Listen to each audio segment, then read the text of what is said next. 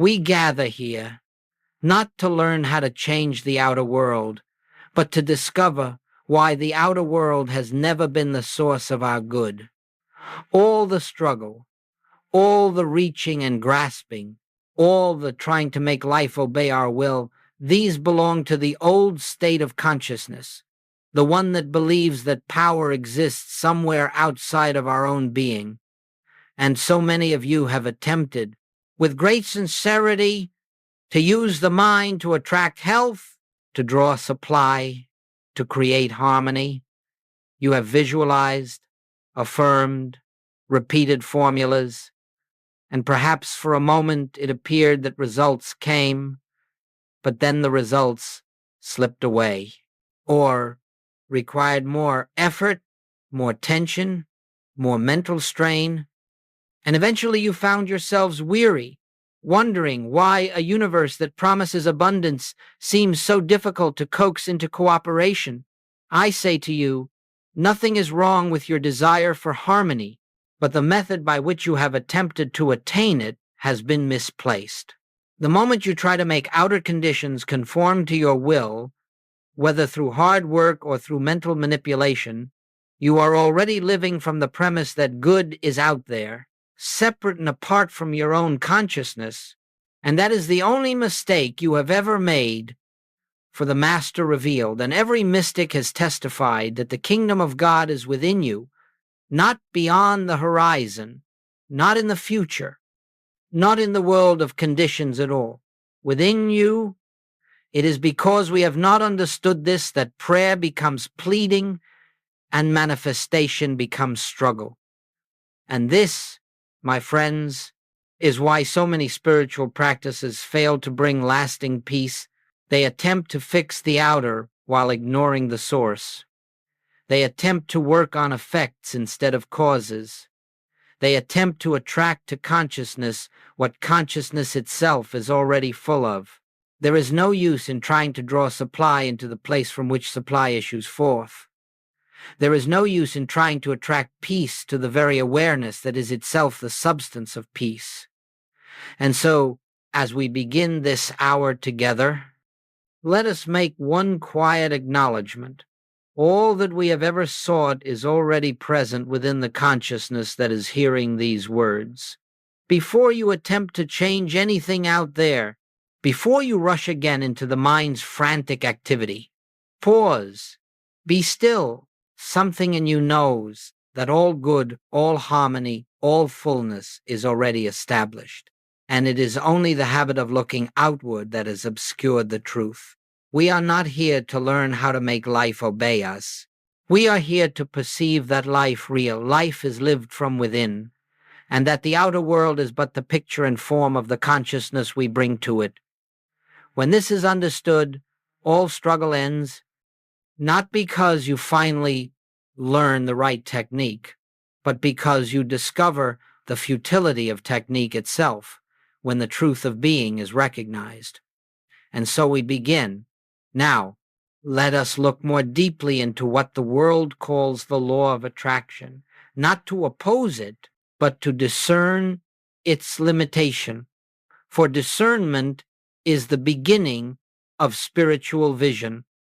And I say this gently, the law of attraction, as commonly taught, is simply another form of seeking second. It begins with the belief that there is something outside your consciousness that you must draw toward yourself, be it wealth, companionship, safety, or healing. And the moment you accept that premise, you have placed the material world first and consciousness second. You have made the effect primary and the cause secondary. And this reversal is the entire difficulty when you try to attract. You are secretly affirming lack. When you attempt to pull a good thing toward you, you are declaring that good is absent.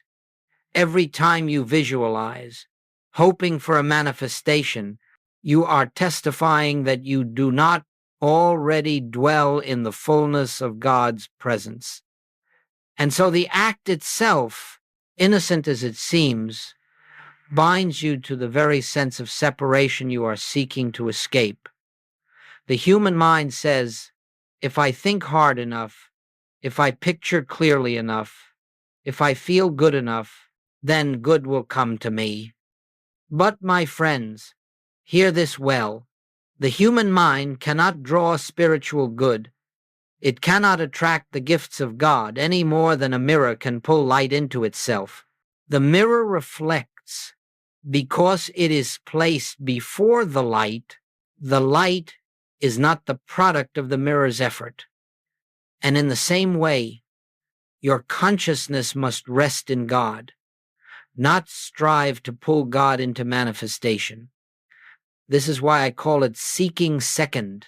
You begin with a problem, an empty bank account, an ailing body, a lonely heart, and then you attempt to use mental force to correct the condition. But the problem was never the condition. The problem was the belief that the condition possesses power, substance, or reality in and of itself. You have given authority to the outer and then labored to change it through the inner. This is the inversion that keeps humanity in bondage. The Master spoke only of seeking first. He did not say to seek supply. He said to seek the kingdom. He did not say to seek healing. He said to rest in the Father's presence. And all these things, the things the world chases, are added unto you. Added not because you attracted them, but because divine order expresses itself naturally when consciousness is rightly oriented. Let us understand this clearly. To seek first is to begin with God. To seek second is to begin with the world. The law of attraction begins with the world. The infinite way begins with God. And so long as you look to the world, its forms, its conditions, its appearances, you will chase shadows and wonder why they slip through your fingers. But the moment you turn within, the moment you place consciousness above circumstance, a great shift occurs. You discover that you have been trying to attract to yourself what you already are. You discover that the fullness you sought in form was present in your own being all along. And when this is seen, seeking ceases, recognition dawns, and life begins to unfold, not by force, but by grace. As we go further, let us turn our attention to the real source of this impulse to manifest, to attract, to draw outer conditions toward ourselves. We must look beneath the surface desire, beneath the personal wish, and find its root. And the root is always the same. The hypnosis of the five senses, the universal belief in a world that exists separate from the consciousness that beholds it. You see, from childhood, we have been trained to trust appearances. If the bank account shows lack, we believe lack. If the body shows pain, we believe pain. If a relationship falters, we believe separation. We look at the forms, the conditions, the images projected before us, and we take them to be reality. This is the hypnosis. This is the spell under which the human race lives. That what the senses report is true. And because we believe the senses, we fear the absence of good. We worry about the future. We reach for techniques to correct conditions. We try to attract what appears to be missing. But understand this, the moment you attempt to manifest something, you have already accepted the testimony of the senses as authoritative. You have already agreed that the outer picture is real and therefore must be changed. And that agreement, that acceptance, is the very veil that hides the presence of God already functioning within you. Let us make this clear. There is no manifestation of spiritual good in matter. There is only the unfolding of what already exists in consciousness. When you try to attract, You are trying to change the picture without touching the light that projects it. You are attempting to rearrange shadows. But the picture on the screen has no power. The light behind the picture holds all power. The world you behold with the senses is not cause, it is effect. And the effect cannot change itself. Only the source can change the effect, and the source is always consciousness. This is why the desire to manifest arises, because we believe the picture instead of the light. We believe the appearance instead of the presence.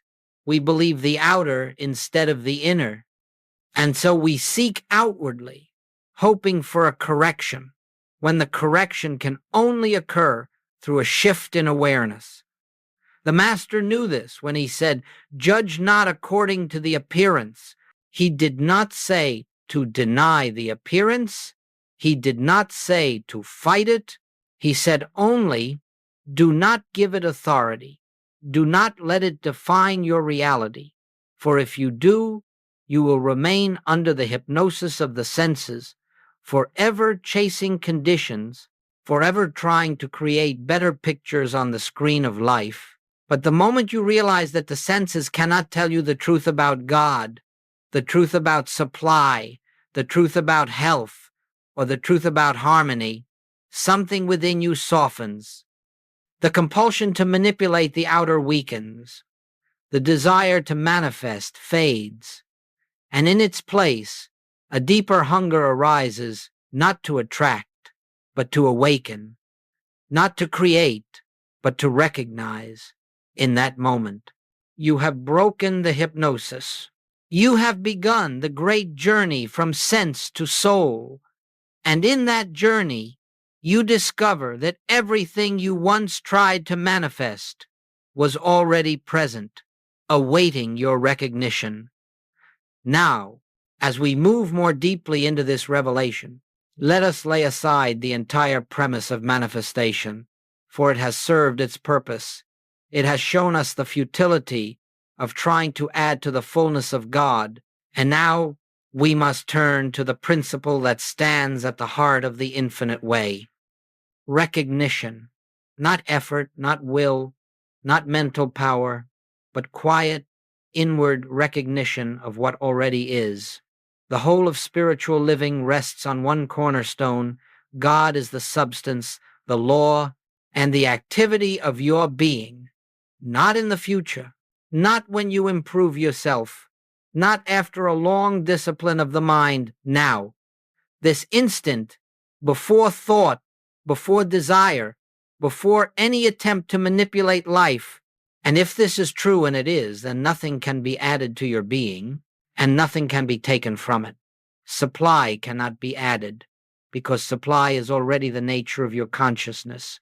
Health cannot be added, because wholeness is the life of your being. Harmony cannot be added, because peace is the essence of your identity.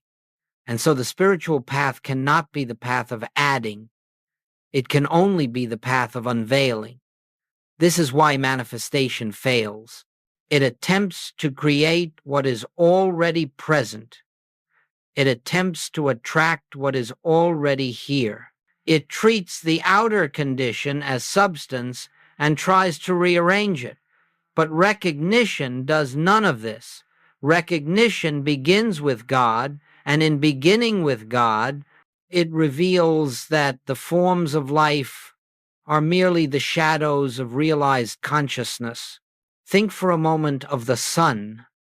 The sun does not manifest light. The sun is light. It does not attract rays. It expresses its own nature effortlessly. And whether the clouds appear or disappear has no effect whatsoever on the presence of the light. The clouds conceal nothing. They only obscure your perception. So it is with you. You do not manifest good. You do not attract supply. You do not create harmony. You recognize that all these qualities are already present in the infinite nature of God. And because I and the Father are one, they are also present in the infinite nature of your being. When recognition dawns, the outer world reorganizes, not because you forced it to, but because consciousness must express its own nature. When you recognize abundance within, the forms of abundance appear without.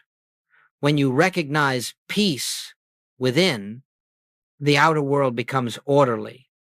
When you recognize wholeness, the body responds not because you treated it, but because you ceased believing the appearance.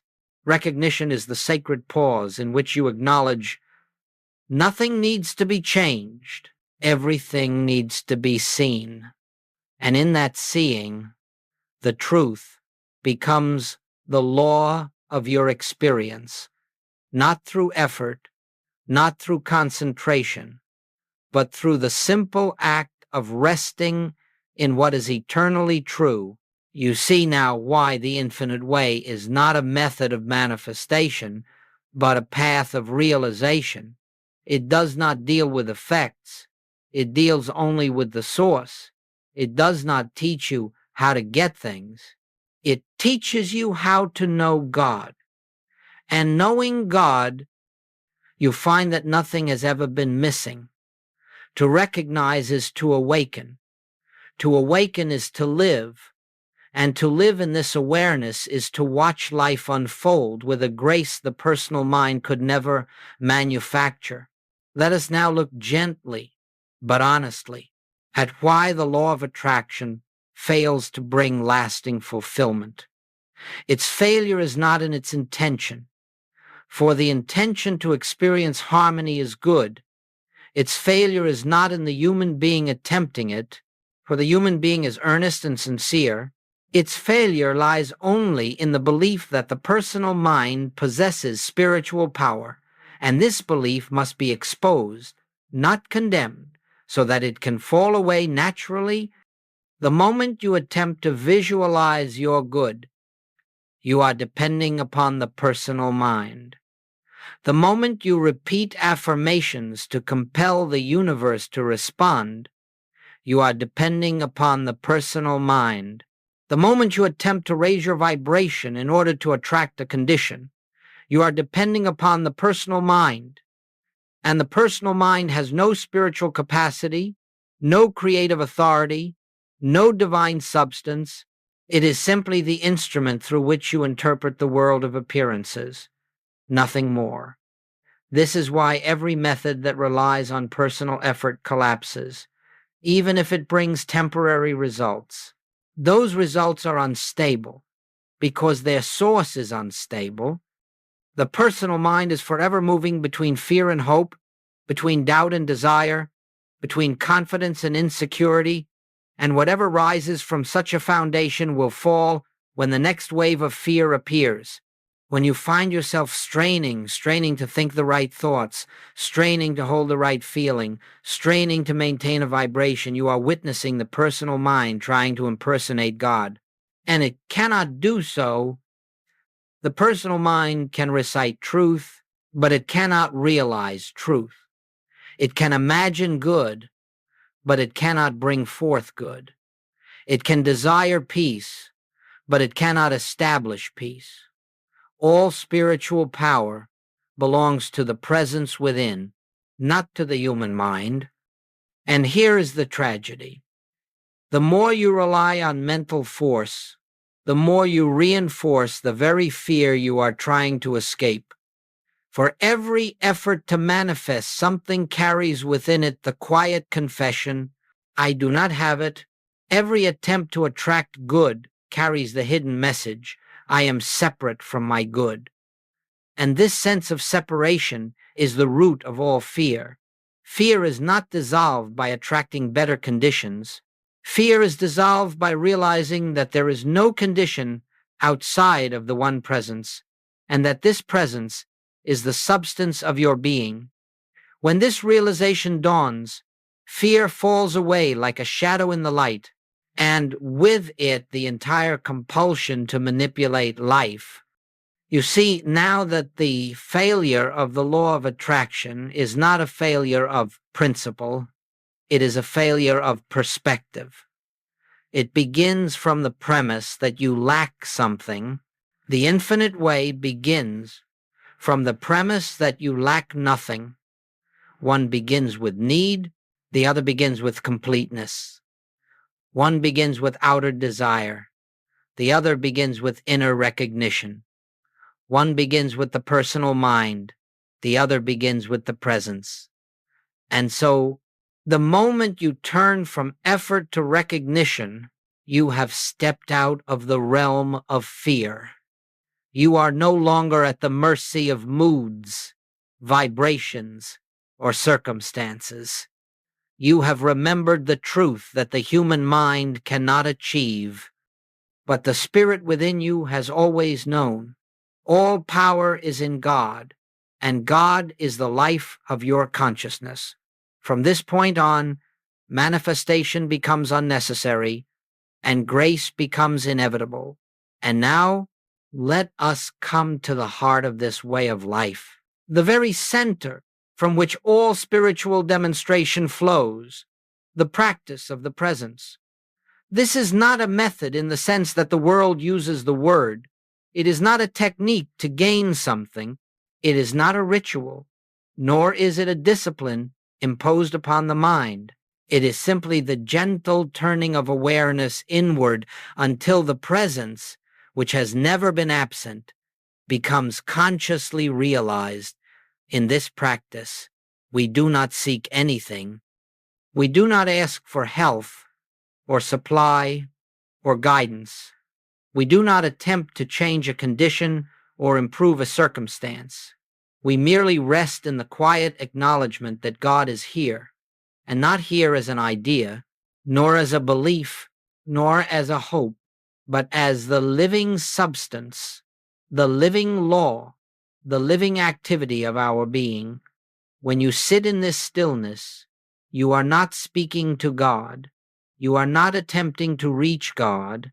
You are not calling God from afar. You are simply recognizing that the life which animates your very breath is the life of God, that the awareness with which you hear these words is the presence of God, that the intelligence that knows how to be still is the intelligence of God. And when this recognition is allowed, not forced, not manufactured, but allowed, something within you shifts. You feel a release, a softening, a quiet knowing that no outward effort can produce. In this stillness, there is no asking, there is only recognizing I and the Father are one, not two seeking connection, not a separated self attempting to attract divine gifts. One, already one, eternally one. When this becomes even slightly realized, the need for manifestation dissolves. You find that the desire to attract anything fades because you sense, even faintly, that nothing is missing within the presence that fills you. And this is the secret. When nothing is missing inwardly, everything aligns outwardly, not because you have compelled the universe to obey you, but because consciousness naturally reveals its own harmonies when it is uncluttered by fear and striving. The practice of the presence is simply this: a moment of turning away from the world of appearances, a moment of releasing the personal mind's desire to control, a moment of remembering that the source is within, a moment of resting in the awareness that God is the only power, the only life, the only reality. You need not hold the mind still. You need not silence thought. You need not achieve a particular feeling. You need only acknowledge, quietly and sincerely, that the kingdom is within you now. And if thoughts arise, let them arise. If feelings come, let them come. The presence is not disturbed by thought or feeling. It is not enhanced by silence, nor diminished by noise. The presence simply is, and as you rest in that isness, you begin to sense that life is happening through you, not by you. Gradually, almost imperceptibly, you begin to understand why manifestation is unnecessary What you attempted to attract is already present in the infinite nature of your being. What you attempted to create is already finished in God. What you attempted to fix is already whole in spirit.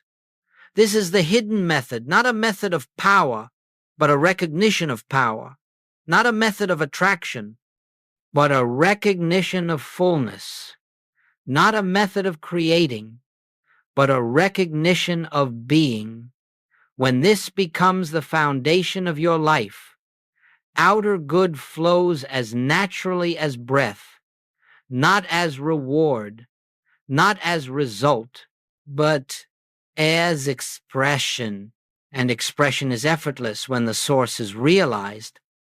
Let us now illustrate this principle in the only way that truly matters, through lived experience. For spiritual truth is not something we hold in theory. It must become the law of our being, and once we cease trying to manifest, to manipulate, to attract, we begin to witness something remarkable. Problems dissolve without personal effort, because they dissolve at their root in consciousness. Consider, for example, the one who has struggled financially. They have affirmed abundance, visualized prosperity, practiced gratitude with great sincerity, yet the struggle continued. Why? Because each effort was born out of fear. Each affirmation carried within it the hidden belief that supply was outside, that the universe needed to respond, that something had to change out there. But the moment this individual turned away from attracting and began quietly resting in the presence, perhaps only minutes a day, something began to shift. Not the bank account first, but the sense of lack. A peace arose where fear had been. A confidence emerged, not in worldly security, but in the integrity of the presence within. And as that inner assurance deepened, outer forms rearranged themselves. New opportunities appeared. Unexpected channels opened. Financial conditions softened, not because the person created new supply, but because they stopped believing in lack. Or think of one facing illness. They may have spent years affirming health, repeating truths, visualizing healing, yet the more they tried to manifest wholeness, the more conscious they became of the body, and the body's testimony is always limited. But when they ceased treating the body and instead practiced the recognition of the presence, just resting, without asking, without seeking, they discovered something profound: peace, not bodily comfort at first, but peace.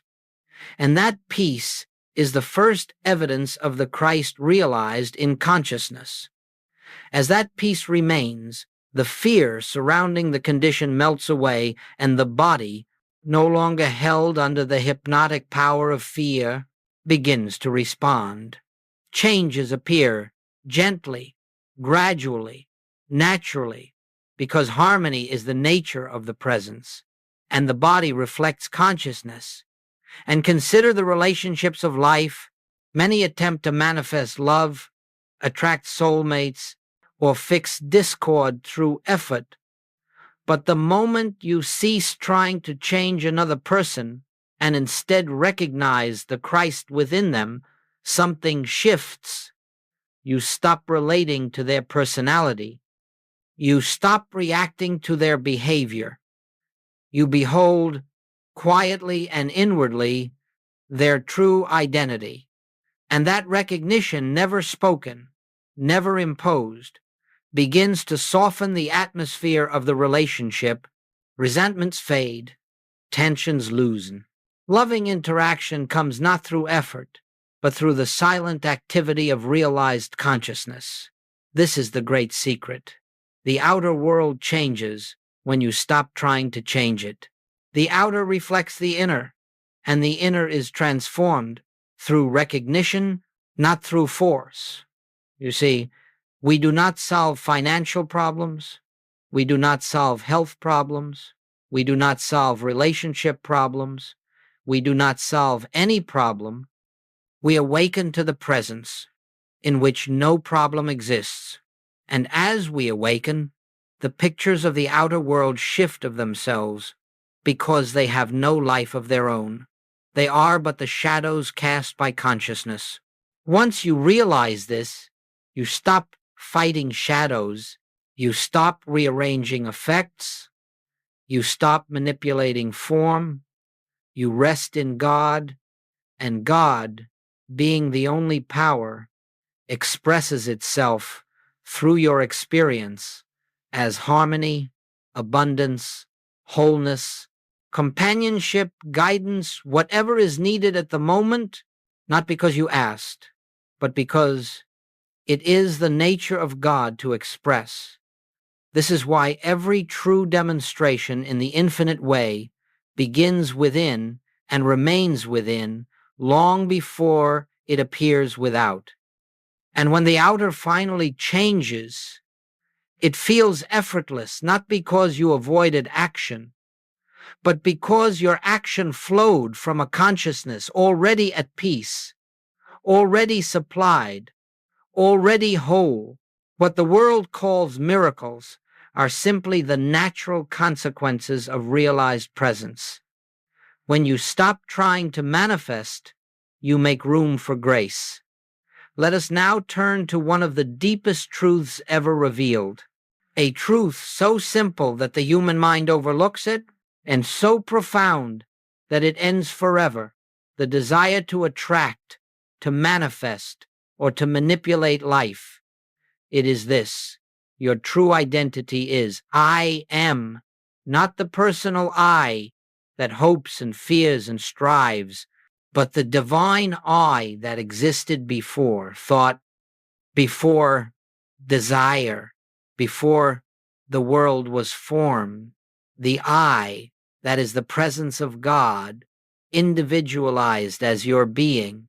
When the Master said, I am, he was not speaking as a person.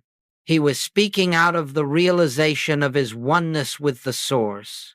And when he said, I and the Father are one, he did not claim equality with God as a separate self. He acknowledged that the life he lived was God expressing itself, God being God through the form called Jesus. This same truth applies to you. The personal mind is not the source of your being. It is not the source of your good, your supply, your health, or your peace. All that you are in truth flows from the infinite I that lives as the center of your consciousness. And until you recognize this, you will continue trying to attract what you already are and to manifest what is already fulfilled in God. The law of attraction begins with the belief, I want. The infinite way begins with the knowing. I am, I want, testifies to absence. I am testifies to presence. I want is the cry of the personal mind. I am is the voice of the Christ within. This is why all attraction-based methods eventually collapse. They are rooted in the sense of a separate self attempting to acquire what it believes is lacking. But spiritual realization begins the moment you discover that the self which seeks has no real existence. The only self that is the I that is God expressing as you. When you rest in the I am, something extraordinary happens. You stop attempting to use God. You stop asking God to do things for you. You stop trying to make life conform to your wishes. Instead, you become an instrument through which God reveals its own nature. Do you see the shift? You stop directing God. You begin witnessing God. You stop trying to attract conditions. You begin allowing consciousness to express. You stop thinking of life as something outside yourself. You begin to recognize that all life is flowing from within yourself. In this awareness, problems lose their urgency because you sense that no problem can alter the nature of the I that you are. Circumstances lose their power because you no longer believe that conditions can either give or withhold your good. Even desire itself becomes purified, for you no longer desire from lack, but from fullness. What you call desire becomes simply the movement of the divine within you, drawing you into greater unfoldment. And as you live from the I am, outer harmony appears naturally, not as a reward, not as a result, but as the natural expression of realized being. Just as the sun does not strive to shine, and the rose does not try to bloom, so the individual who abides in the I am does not attempt to manifest good. The good simply reveals itself. This is the end of attraction. This is the beginning of realization. And realization is nothing more and nothing less than the recognition that who you are in essence is the very presence and activity of God.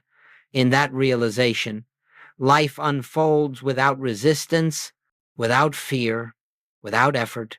To live from the I am is to live from truth. To live from truth is to live in freedom. And to live in freedom is to discover that all the good you ever sought has been within you, awaiting only your recognition. And now, as we bring this hour of contemplation to its close, let us rest for a moment in the fragrance of what has been revealed. For the purpose of this teaching is not to add more knowledge to the mind, but to awaken something deep within the soul, something ancient, something eternal, something that has always been present but seldom recognized. You have seen that the entire struggle of human existence arises from one simple misunderstanding, the belief that good must be gotten, attained, achieved, or attracted, and from this belief flows all fear, all striving, all sense of insecurity. The world says get, spirit says be, the world says acquire, spirit says recognize. The world says try, spirit says rest. The great shift of the spiritual life is the shift from getting to being, from seeking to knowing, from desire to realization. And this shift is not accomplished through effort, nor through discipline of the mind, nor through willpower. It happens in the quiet moment when you cease trying to make life yield its treasures and discover that the treasure is already within you. The kingdom of God is not something you must attract. It is something you must acknowledge. The presence of God is not something you must invoke. It is something you must recognize. The grace of God is not something you must deserve. It is something that has always been functioning, even when you were unaware of it. As you go from here, do not ask how to hold on to this awareness. Do not strive to remember these truths. Simply pause many times each day, even if only for a breath, and silently acknowledge the presence within. That is all. That is enough. In that moment of recognition, the personal self loosens its grip, and the divine shines through. In that moment, the pressure to attract disappears because you sense that you are already living in the fullness of God. In that moment, the world loses its power to frighten you because you see that the world is only a picture and the light behind the picture is infinite. Let the world do what the world does. Let appearances rise and fall. Let conditions change as they will. Your work is not to control them. Your work is not to arrange them. Your work is not to force the universe to comply with your wishes. Your only work is to rest in the truth that God is the life of your being, the law of your being, and the source of your being. And when you rest there, the outer unfolds in its own divine order. This is the way of the infinite. This is the life lived in presence. This is the freedom that comes when the desire to attract is surrendered to the joy of realization. Go now not as a seeker, but as one who is found. Go not as a manifester, but as a beholder. Go not as a separate mind trying to reach God, but as the consciousness through which God reveals its own perfection. And let this truth abide in you. All that you have ever sought is already present within the I am that you are. And in that recognition, all things are added by grace, not by effort. Peace be unto you.